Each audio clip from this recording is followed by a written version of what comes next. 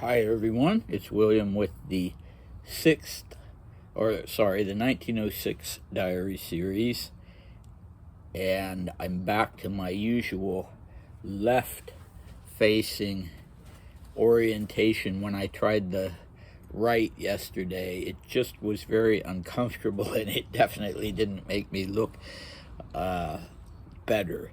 So that's interesting, I guess, that maybe everybody has sort of a natural inclination, like handedness, to be facing one direction or another. Although in my case, it could also be probably is my eyes, because I've got one good one and one bad one. All right, we're starting June. This diary entry is a Thursday. It's the 1st of June, and it's in Ilinskaya, and it is jam-packed with activities. After being so depressed, Dmitry is now really in his element, and it's almost exhausting. The amount that he's doing every day. He definitely has more energy than I do, and he's starting to be more precise. In fact, speaking of time, he's noting what time he starts to do things and basically when he's finished, and that's not something he's very consistent with in his diaries. But I guess when your day is eventful as this one, maybe it makes sense to talk about time. All right, so let's dive into this. 1st June, Thursday, 1906. I don't like little Sofichka. She's already trying to be mysterious. But I really like the older one, Alesia, though GM says she's wild, and I agree. The weather is excellent. It's warm and nice. Today I got a whole box of fishing supplies. I bought it with my own money, and the lure was also new and very good. It turned out that there was only one big bleak in the big net and nothing else, just like in the small nets. I got up at 7:30 and we had coffee at 8 o'clock and then went for a ride. I drove the Anjou in a wicker cart, and Maria drove the Greys in a red charabanc. We went to Luishkaya and passed through Gluchovo on our way home. When we got back, I went to do some weaving and wove until 10:30. Then the two of us and Tyotia went to a memorial service for the old Ilinskaya deacon, after which we went out on the boat, and then I played soldiers with Borya. After lunch, I read, then I went to weave, and then until tea time I harnessed the 3 goats. They went remarkably well. After tea, which was at 3:30, we went fishing.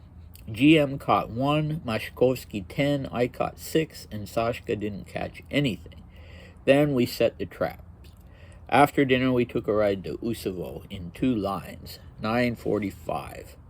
All right, so he's a little late today. He's been riding at 9:30. All right, so the name Sofichka. Well, we met these 2 girls in the last diary entry, Alesia, and the first time he wrote about them, Dmitry called the little one Fofochka. So, which is it?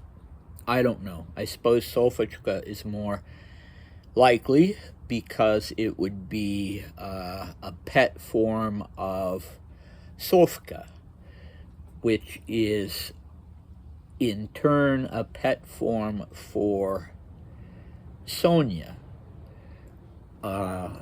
Okay, so the little one is trying to be mysterious. Maybe she has, it's not clear exactly what Dmitry means by that, but maybe she has a crush on him. Maybe that's what he means. He really likes the older one, but the older one is wild. So another word for that could be unrestrained. So she's not apparently a super well-behaved child, and Dmitry never likes that, and he agrees with GM, but in this instance he likes her, and it certainly would be interesting to know what age these girls were. and why they're there, if they are with an adult who's maybe a friend of Ella's or something like that, and where they come into the picture when Dimitri talks about all these activities. And it doesn't sound like they are really involved, although who knows.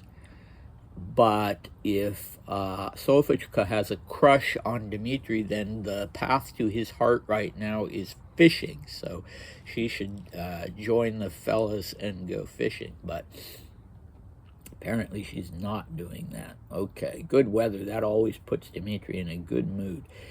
And we return to this topic of fishing. And in fact, yesterday night I went to a friend's house to watch a movie, and he's an avid fisherman. He is off fishing today, and he'd gone fishing the day before. And so we talked about this a little, and then he went to YouTube to see the kind of fish that Dimitri was catching, and of course he put on a fishing show. And I said, well, my friend, I'm going to stay in the kitchen where I was making a pizza until you turn that off, because I'm mentioning again my neurotic fish aversion. But Dimitri, of course, is really into it. He has spent his own money to buy this box of fishing supplies and this lure. And what does he mean when he says my own money? Was he given an allowance? That's what I would assume. And so maybe he's ordered it from Moscow, and it has now arrived, or from someplace nearby. It sounds to me like this is a big fishing area. And today he's talking about the nets, and I didn't quite understand about the nets before. I mean, when you're fishing, a lot of times you have a net, right, to once you've reeled the fish in, to catch it in the net. But I gather what they were doing when he was helping them with the nets the day before was not repairing the nets or anything like that, but actually placing the nets. Probably in the Moscow River. I guess it could also be in a lake. I don't know. They were placing one big net, or the day before he called it huge, and then some smaller nets. And when they went to check them, they found one big bleak, but only one. So that was a little disappointing. A bleak I had to look up. I'm still making this sacrifice on your behalf of risking seeing gross fish pictures. And so a bleak is an actual kind of fish. When I first looked for the meaning of the word in Russian, I thought, well, that can't be it. But yes, there is a kind of fish called a bleak. All right. And then, so they have this very consistent schedule now where they take rides, usually with Aunt Ella, with Totya. And Dimitri and Maria, it sounds like, enjoy driving these little, presumably little carts. I need to look up charabanc and see if those are little or big. We remember before that Maria had driven one of them into a ditch, and she is driving, or Dimitri is driving the Anjou in a wicker cart. When I think of Anjou, I think of pears, but apparently there's a kind of horse called an Anjou, and Maria's driving the Greys. So apparently there were a lot of horses at Ilinskaya. There must have been a sizable stable, because it seems like Dimitri is never referring to the same horse twice. We had the Normandy horse before, and I can't remember what kind of horse he'd been on before, but yeah. So they are going outside of the gates of the estate. And that surprises me a little, because they were so concerned about security, and they have a security detail. But maybe it was more Dmitri than Ella who was concerned about danger of a peasant uprising, which, yeah, not too likely anyway. But, or maybe so Mashkovsky is the head of the security detail, so maybe he and a couple of his soldiers went with them. So they passed through a town called Luzhskaya, or a village. So again, the second part of it would be Selo, Luzhskaya Selo, so Luzhskaya village. And the word Luzha in Russian means a puddle of water. There's also a Luzhskaya, or some kind of municipality with that name near St. Petersburg. There was at that time. And on its crest or whatever for that locality, they have a picture of a big fish in a trap. So I gather if a municipality had the name the word Luzha in a name, it had some kind of association, possibly with fishing. So, and then they passed through another village or little town or settlement called Gluchovo, and that one makes me laugh because that word glucha means deaf. So why would you name a little town deaf? Deaf as in, you can't hear. But I don't know if these places still exist, and I did not Google them to see if I could find them.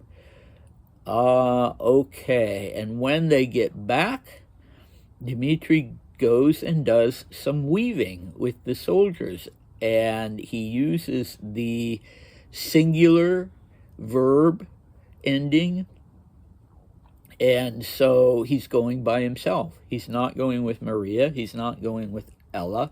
So this is another hint that he is enjoying this activity, something to do with his hands. And if he was forced to do it by Ella, he would probably be complaining about that. Then they go for this memorial service. There's maybe a chapel, an Ilinskaya chapel, or even a village church. And the old deacon has died, and yeah, that's the sort of thing that Ella in particular, and I think in general, the imperial family would have honored and would have noted. Then more playing with soldiers, and then this one, when I first read this sentence in Russian about harnessing the 3 goats, I thought, what the heck? Did I read that wrong? But it's very straightforward language. So apparently there were 3 goats, 3 pet goats, I guess, who could pull a little cart. And when I was a kid, I always fantasized about having a little cart to harness the Great Danes to. So yeah, why not? Why not? And okay, then we get a recap on the fishing for that day. Dmitri is pretty consistently the second best or the second luckiest of the fishermen. Mashkovsky sounds like an excellent fisherman. He always gets the most. And poor Sasha and GM are on the other end of the spectrum. At least GM manages to catch one, but Sasha doesn't get anything. And I'm really intrigued by Sasha because I'd overlooked it initially, but this is a rare instance, as you know from following along in these diary entries, for Dmitri to use somebody's first name, and not even a first name, but a nickname. So Sasha being the nickname for Alexander. And why is this? I mean, he uses the first names of members of the family, which is what anyone would do and what we would expect. But is Sasha maybe a peasant boy who's joining them, or a peasant man who's joining them with the fishing? Or is he maybe, I don't know, is Dmitri using this first name in a patronizing way because Sasha is a peasant or a servant? Or is he, on the other hand, using it in a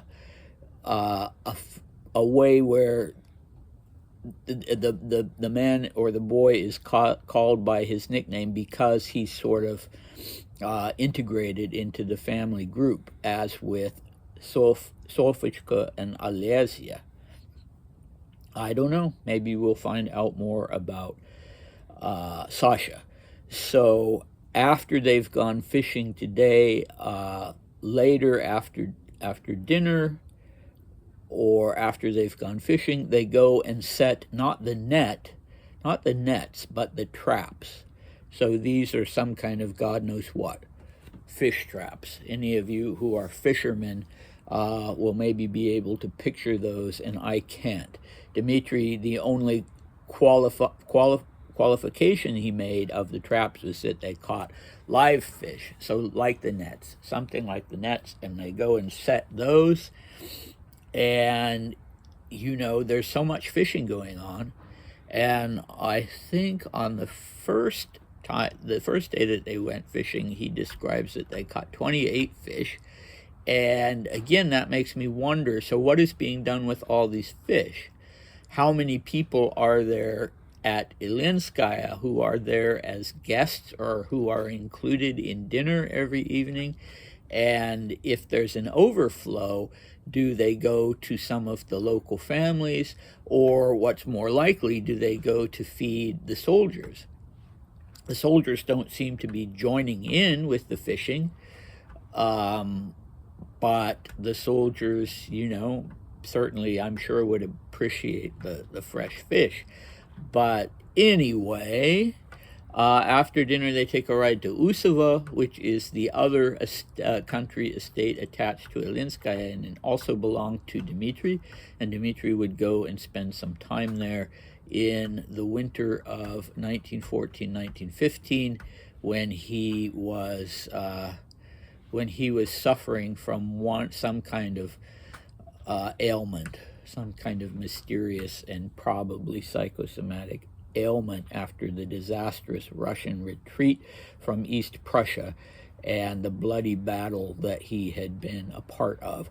Okay, so instead of going back to the 3 categories that I'd had, or the 4 categories on history, important people, and Dmitri himself, 3 categories. I want to change that slightly and maybe do an overview from 2 sides of my own way of looking at things. One as a historian and another as a novelist. And they're sort of overlapping in this respect because, this is interesting for a historian some people, some historians focus more on daily life than big events and wars and elections and things like that. So, it's interesting from that respect, how people are spending the summer in the countryside. It would help if we knew more detail, of course, but after all, this is not Dmitri doing a survey of how things function in the countryside and on the country estate. He's not talking to us about crops or, anything like estate management or anything like that. So it's more interesting from the perspective of this rehabilitation effort with the injured soldiers. For a novelist, I think the thing that I've been paying the most attention to is the mood and my own associations, which I've brought up several times. Hopefully I'm not boring you with those. My own associations with spending summers like this with my grandparents and my cousins on a house and property on a lake. And so when I write this part of the book, and I haven't yet, I've done one of these organizations that you have frequently in novels where you start at the end of someone's life and then you go back. and do a chronological journey through that person's life.